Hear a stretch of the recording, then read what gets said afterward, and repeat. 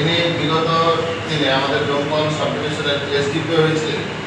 এই এসডিপিও অবস্থায় থাকার পরে এখানে অনেক মানুষকে সহায়তা করেন এবং সাহায্যের জন্য তিনি সবসময় তিনার বাড়িতে সবসময় খাদ্য খাবার, বস্ত্র, বাচ্চাদের বিস্কুট এই সমস্ত নিয়ে বেড়াতেন। সেইভাবেই আমরা তাদের সঙ্গে পরিচয় ছিল।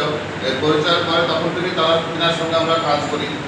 তো সেইভাবেই আমরা যারা এখানে উপস্থিত আছি, দলগুলি ব্লকের সভাপতি আছে, ভগবান ব্লক সম্পাদক আছে এবং রায়নগর ওয়ান ব্লকের সভাপতি আছে, এরা সব আমাদের মুর্শিদাবাদ জেলা থেকে আমাদের এই সংগঠনটা আছে।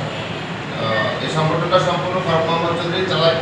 উনি আমাদের কর্ণধার, উনি আমাদের মালিক। তো উনি কয়েকদিন আগে যখন আমাদের কোনো অনুষ্ঠান হয়, কোনো দিবস হয়, তিনি আমাদেরকে আগে মেসেজ দিয়ে দেন যে কামরুল ভাই বা আমাদের এই মানে জেলা কমিটির আমি আমার সম্পাদক আছে এই সংগঠনের।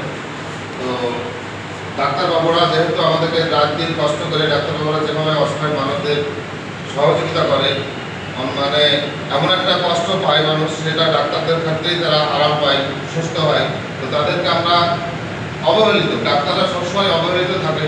মানে আমরা অনেক সময় দেখতে পাই ডাক্তাররা মানে নিজের জীবনকে বিপন্ন রেখেও যে একটা রুগীকে সেবা করে কিন্তু অনেকের জন্য হলেও তিনি আঘাত পান, সে সম্মানটুকু পায় না।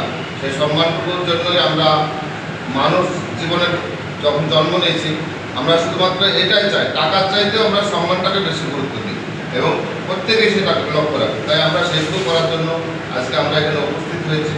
তো আমরা সামান্য কিছু উপহার, মানুষকে তো ধান দৌলত দিয়ে কোনোদিন সম্বোধনা করা যায় না, ফুল তোড়া দিয়ে সম্বোধনা হয়। তাই আপনাদের সকলকে আমরা বলবো যে আমাদের এই খুশি ফাউন্ডেশনের যে সমস্ত সদস্যরা আপনাদের হসপিটালে আসবে, যদি পরিচয় দেয় একটু লক্ষ্য রাখবেন আমাদের এই পরিচয়ের নামটাই।